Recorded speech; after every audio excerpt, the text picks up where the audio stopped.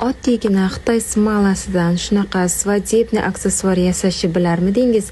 Bo'lmasa videoni oxirigacha tomosha qiling. Bugun sizlar bilan ajoyib svadebniy aksessuar yasaymiz. Birinchi bo'lib shunaqa yaproqchalarimizni smalaga botirib olamiz.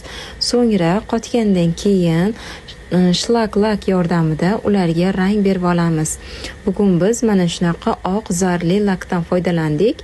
Mana ko'rib turganinglarda shunaqa ajoyib rang paydo bo'ldi va buni 2 daqiqaga lampaga quritishga qo'yamiz. Bu orada yaproqchalarimiz qurigunicha gullarimizni o'rta qismiga noto'g'ri razmerdagi xrustallarimizdan shunaqa shoxchalar chiqazib yasab olamiz.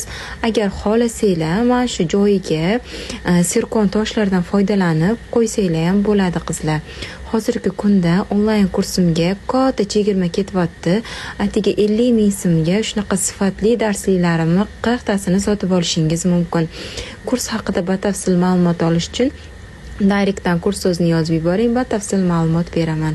Mana shoxchalarimiz tayyor bo'ldi. Endi qurigan yaproqchalarimizni 5 tasini bitta qilib olamiz va undan ajoyib gul yasaymiz qizlar. Mana bitta tarafga buraymiz hammasini, o'shanda shoxchamiz ham chiroyli bo'lib chiqadi. Mana 5 ta yaproqchali gulchamiz tayyor bo'ldi. Boyagi yasagan shoxchamizni o'rtasiga qo'yib olamiz.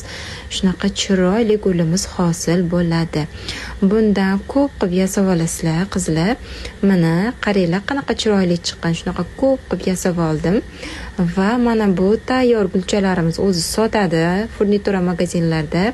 Ana abadokimizni bitta tarafiga gulchalarimizni qotirib oldik. Endi ikkinchi tarafiga ham qotirib olamiz. Mana xuddi shunaqa svadebniy aksessuarimiz tayyor bo'ldi qizlar. Bu aksessuar taqilgan variantini ko'rish xohlaysizlarmi? Qaranglar qizlar qanaqa asal turibdi.